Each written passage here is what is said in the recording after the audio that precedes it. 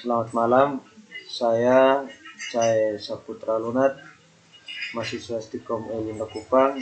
Di sini saya akan menjelaskan sedikit tentang makalah penerapan manajemen rantai pasok pada PT Coca-Cola Bottling Indonesia. Jadi di sini saya akan mulai dengan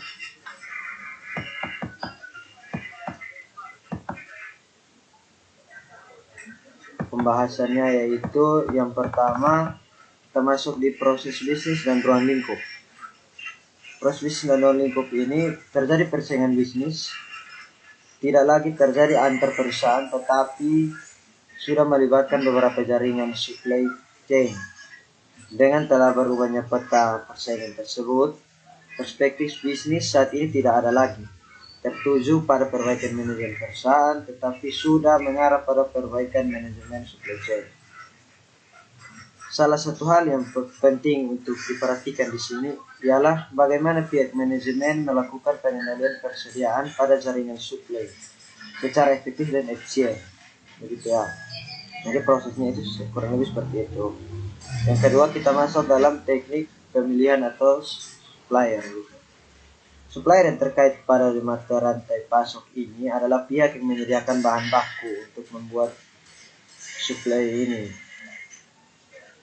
makanan, minuman inilah. PT Coca-Cola Bottling Indonesia memiliki beberapa supplier. Biasanya perusahaan ini mengambil bahan baku dari supplier yang menyediakan bahan baku pada saat pemesanan dilakukan. Jadi yang pertama itu air. Air diperoleh dari sumur bor dengan kedalaman 50-60 meter untuk kemudian diolah sebelum digunakan dalam proses produksi maupun kebutuhan sehari-hari perusahaan. Air diperoleh dari sumur bor yang dikategorikan menjadi dua jenis, yaitu treated water. Yang pertama treated water digunakan untuk produksi keperluan air minum kantin dan kantor.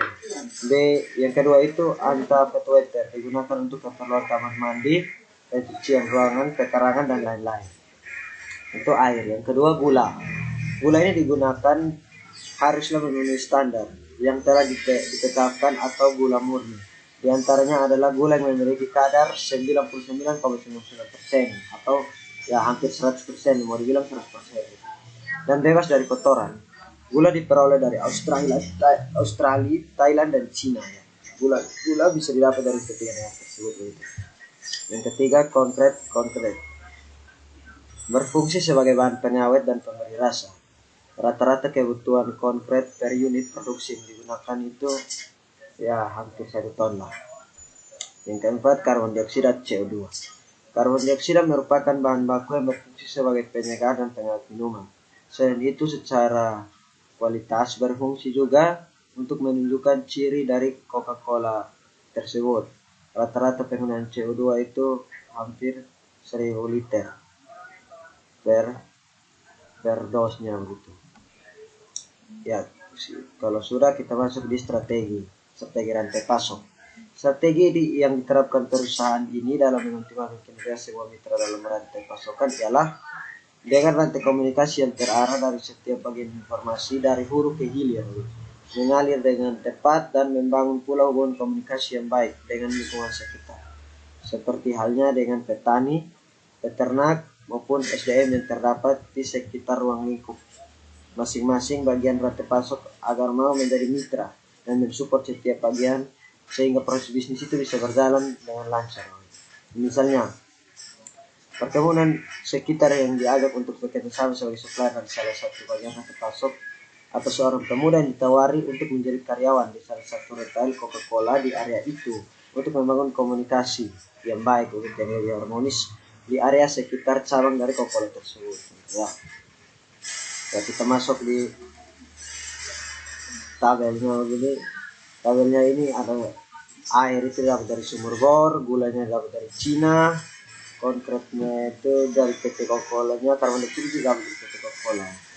Jadi dari PT Coca-Cola ke rentenernya PT Coca-Cola kemudian langsung di konsumen. Manajemen, baiklah kita masuk di manajemen transportasi dan distribusi. Sistem transportasi yang ada di PT Coca-Cola ialah dari hulu ke hilir ya. yaitu dari mana transportasi hulu merupakan sistem transportasi atau pengangkutan bahan baku. Sebagai contoh, gula, bahan baku ayam tersebut misalkan diambil dari supplier yang ada di Cina. Pengambilan bahan baku ayam tersebut dalam bentuk packing, jadi suatu packing, di mana satu packing tersebut terdapat setengah kilogram gula. Gitu, kira-kira begitu. Dan customer dapat datang langsung ke konternya PT Coca-Cola yang tersebar di beberapa tempat di Indonesia. Gitu. Atau dengan memesan dari rumah dan dengan fasilitas delivery order juga bisa. Masuk di infrastruktur teknologi informasi, yaitu manajer staffnya paling atas, datanya masuk di proses informasi, dan pemegang saham itu disebut mitra, dan di bawahnya mereka itu ada transaksi. Di transaksi itu ada proses transaksi dan transaksi dan pelanggan, pemasukan pihak lain. Oke, saya kira seperti itu dari kesimpulan yang saya ambil, yaitu dapat disimpulkan bahwa PT Coca-Cola Bottling Indonesia atau PT CBI ini sendiri pada bidang IT dapat mengumpulkan informasi dari setiap produk hingga pembuatan sampai dengan pengiriman di customer itu sudah dapat menggambarkan rata kasarnya PT Coca-Cola. Perencanaan ruang lingkup dapat jadi dari pelaksanaan proses dari kebutuhan pengadaan, pengiriman, dan persediaan konsumen. Kemudian ada pengiriman, persediaan modal aset, serta transportasi adalah bentuk syarat dari berdirinya perusahaan. Pengadaan yaitu mengelola dengan baik supplier dan jaringan kerjasama lainnya. Ya, kurang lebih seperti itu yang dapat saya jelaskan tentang rantai pasok yang ada di PT Coca-Cola Indonesia. Kurang lebihnya saya mohon maaf. Terima kasih. Selamat malam.